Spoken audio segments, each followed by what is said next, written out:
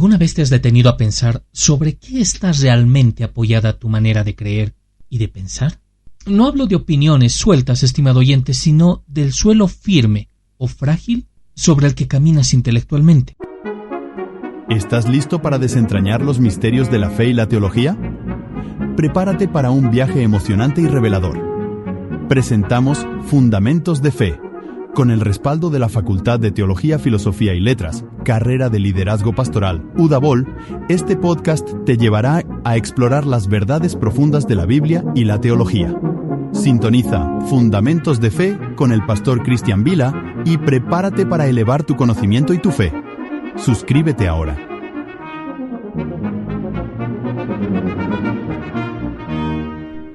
En este episodio de Fundamentos de Fe, quiero invitarte a detenerte en una pregunta que tarde o temprano nos alcanza. Aunque algunos finjan que no existe, pero la pregunta es, ¿qué relación hay entre la filosofía y la teología? Y aún más, ¿desde dónde se sostiene cada uno cuando afirma lo que afirma? Ya hemos razonado este tema antes, quizás de pasada, quizás con cierta incomodidad. Ahora, estimado oyente, toca hacer algo menos romántico y más honesto: ordenar las piezas. Para empezar, solemos decir que basta con identificar de qué habla cada disciplina. Filosofía por un lado, teología por el otro. Suena simple, demasiado simple. Pero no se trata solo de enumerar temas, como si fueran materias en un plan de estudios. Necesitamos preguntarnos con calma: ¿qué busca realmente la filosofía cuando pregunta? ¿Y qué persigue la teología cuando afirma? Entender este contenido ayuda a poner a cada una de estas disciplinas en su lugar, sin confundir roles ni permitir invasiones que después... Pero aquí aparece el verdadero problema, estimado oyente. Quedarnos únicamente en la materia de estudio es cómodo, pero insuficiente. Sirve como un punto de partida, no como una respuesta final. Si la miramos de qué hablan, dejamos intacto lo más importante: desde dónde hablan. Y ahí, en los fundamentos, es donde la discusión se vuelve seria. Porque no todas las preguntas nacen del mismo suelo, ni todas las respuestas se sostienen sobre la misma base. Y si no atendemos a esos fundamentos, todo lo demás es decoración intelectual, bonita, quizá, pero frágil. Y es justo aquí, estimado oyente, donde la historia del pensamiento nos regala una palabra que conviene tomar en serio, no repetirla como loro y principio. No es simplemente el antecesor elegante de la palabra principio, es algo más denso. Un principium no solo marca el comienzo, es base, es fuente, y es aquello que permite que todo lo demás no se derrumbe. Piénsalo conmigo un momento. Un principio no se limita, estimado oyente, a dar el puntapié inicial y desaparecer. No, el principio permanece, sostiene lo que inicia, no solo ordena un sistema, le da coherencia interna y, en sentido estricto, le concede el derecho a existir. Sin ese suelo, no hay edificio, solo palabras flotando. Por eso hablamos, estimado oyente, de principia. Y hablamos de principia como verdades básicas, necesarias, fundamentales. No porque sean simples, sino porque sin ellas una disciplina no se mantiene en pie. En esas convicciones silenciosas que casi nunca se discuten, pero de las que todo depende. Y cuando miramos entonces la filosofía y la teología desde este ángulo, la conversación cambia de nivel. Ya no estamos preguntando solamente qué estudia cada una de estas disciplinas. La pregunta se vuelve más incómoda y más honesta. ¿Desde dónde existen? ¿Desde qué fundamento conocen? Y ahí es donde el análisis deja de ser decorativo y empieza a ser realmente serio. Dentro de esta tradición se hizo una distinción que vale oro. Aunque suele pasar desapercibida, estimado oyente, se habló de dos tipos fundamentales de principium. El primero es el principium essendi. Dicho sin rodeos, es el principio del ser, la fuente de la existencia misma, y responde a una pregunta básica y nada inocente. La pregunta es, ¿qué hace que algo sea lo que es y exista de verdad y no solo en nuestra cabeza? El segundo es el principium cognoscendi. Aquí el foco cambia. Ya no estamos preguntando por el ser, sino por el conocimiento. Este es el principio desde el cual conocemos, entendemos y nos atrevemos a afirmar que algo es verdadero. La pregunta entonces se vuelve inevitable. ¿Cómo sabemos lo que decimos saber? Estas dos dimensiones no se pueden separar sin romper algo, pero tampoco son lo mismo. Una mira de frente a la realidad tal como es. La otra se ocupa de nuestro acceso a esa realidad. Confundirlas es un error clásico. Separarlas del todo, un desastre mayor. Y si todo esto ya es decisivo para la filosofía, imagina lo que implica para la teología.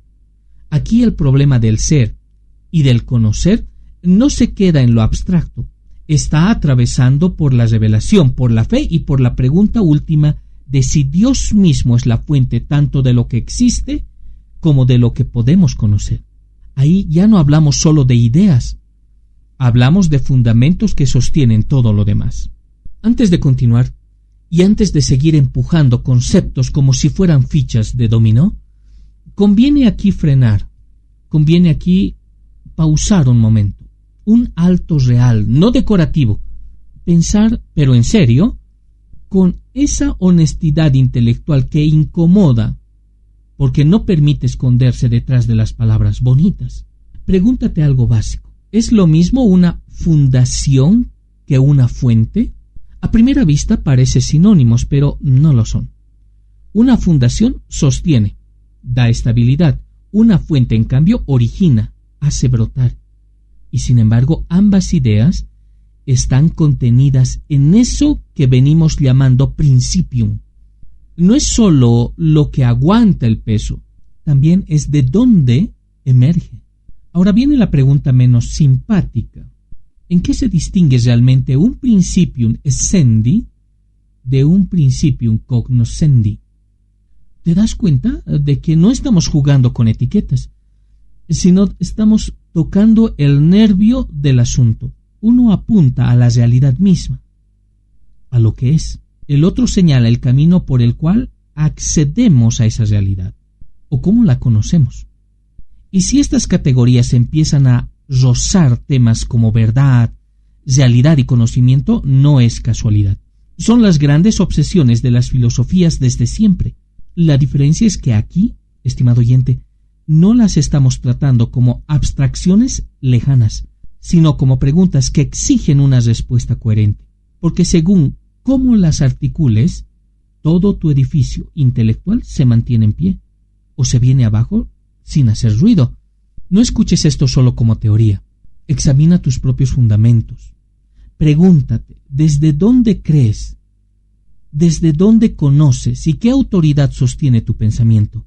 La fe que no piensa sus fundamentos termina dependiendo de otros sin darse cuenta.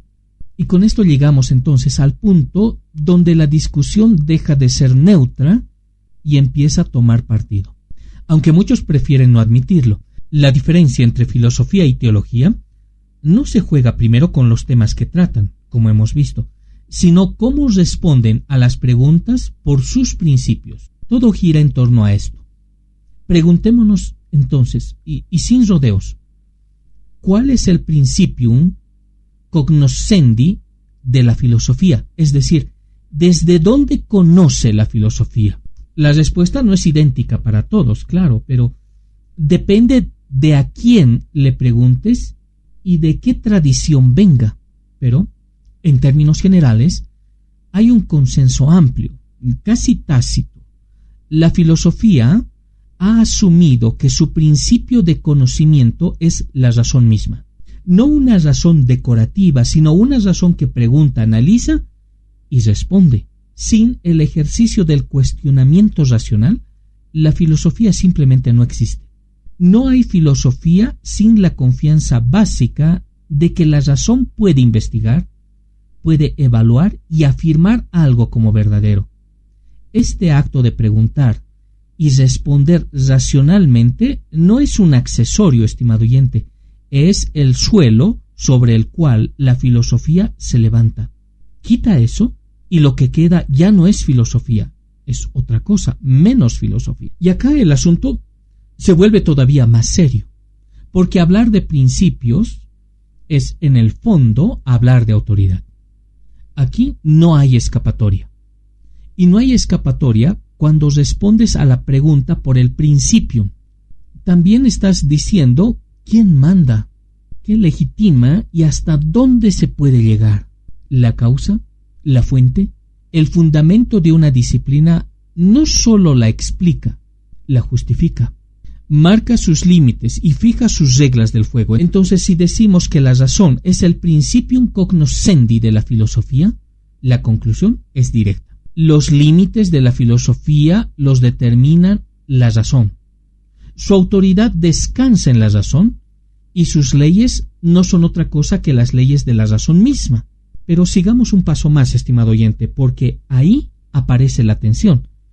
Preguntémonos ahora por el principio essendi de la filosofía. ¿Qué le da? Otra vez, la respuesta que suele aparecer es la misma, la razón. Esto es así, entonces ocurre algo delicado. En la filosofía, el principium essendi y el principium cognoscendi terminan siendo idénticos. La razón no solo conoce, sino que también funda. No solo que juzga, sino que se convierte en el suelo último. Y acá el problema. Cuando la misma instancia que conoce es también la que se da a sí misma su fundamento, el sistema queda cerrado sobre sí.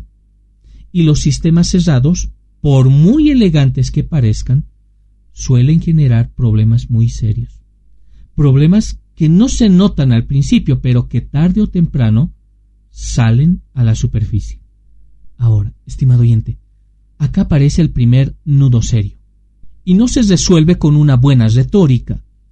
Si asumimos que la razón es el principium cognoscendi de la filosofía, entonces también estamos diciendo algo fuerte sobre su autoridad. La filosofía se presenta como obligatoria en un sentido similar a las leyes de la lógica o a la fuerza de un argumento bien construido. Uno acepta sus conclusiones del mismo modo en que acepta que una contradicción no puede ser verdadera o que un razonamiento válido conduce a una conclusión válida. Pero ahí empiezan las preguntas incómodas. Esas que la filosofía no siempre disfruta responder. ¿De dónde salen esas leyes? ¿Qué tipo de leyes son? ¿Son eternas? ¿Son inmutables? ¿Son acuerdos sociales refinados con el tiempo? ¿Son tan evidentes que nadie podría rechazar sin caer en la irracionalidad?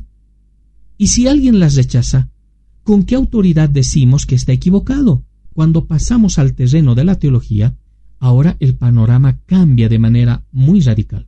Acá los principios no quedan flotando. La comprensión clásica sostiene que el principium cognoscendi de la teología es Dios mismo. No una idea sobre Dios, sino Dios. Él es la fuente de nuestro conocimiento de sí mismo y de todas las cosas. Él crea, Él sostiene, Él gobierna todo conforme a su consejo eterno y para su propia gloria. Dicho sin vueltas y sin rodeos, Dios es la fuente, el fundamento, la base y la justificación de la teología. Y no solo eso. Si vamos a conocerlo, no será porque lo dedujimos correctamente, sino porque Él mismo nos dio los medios. Por eso, estimado oyente, el principium cognoscendi de la teología es la revelación. Revelación en el sentido amplio. La revelación natural, la revelación especial y de manera culminante, Cristo mismo como la revelación definitiva. Acá la autoridad no se inventa, se recibe. Antes de seguir avanzando como si nada, este es el momento de tener una pausa. Y hacer el trabajo incómodo también. No pasar la página, no asentir por costumbre. Pregúntate en serio, ¿cómo es que en la filosofía el principium essendi y el principio cognoscendi terminan fundiéndose en uno solo? ¿Y qué costo tiene esto? Piensa, ¿qué implica afirmar que la razón es el principio del conocimiento filosófico? Y sobre todo, ¿qué tipo de autoridad se le está otorgando cuando uno ocupa ese lugar? Y ahora da el giro decisivo. Identifica con claridad cuáles son el principio essendi y el principio cognoscendi de la teología. Y pregúntate, ¿qué significa eso para la autoridad de su conocimiento? No son preguntas decorativas, estimado oyente, no son preguntas simplemente académicas. De cómo respondas depende qué consideras verdadero. ¿Quién tiene la última palabra y sobre qué suelo estás construyendo todo lo demás? Y con esto llegamos al cierre de este episodio, aunque no al descanso, estimado oyente. Lo que vimos hoy no es teoría para acumular, sino criterios para pensar con seriedad. Revisa desde dónde estás conociendo, qué autoridad le das a tus propias razones y sobre qué fundamento descansan tus convicciones más profundas. No todo principio sostiene y no toda fuente merece obediencia. Si no examinas tus fundamentos, alguien más lo hará por ti. Deja que estas preguntas te acompañen, no para inquietarte sin sentido, sino para afirmar tu fe y tu pensamiento. En el próximo episodio vamos a seguir profundizando en estas tensiones que no se resuelven con eslogans, sino con verdad. Hasta entonces, estimado oyente, sigamos pensando juntos en fundamentos de fe.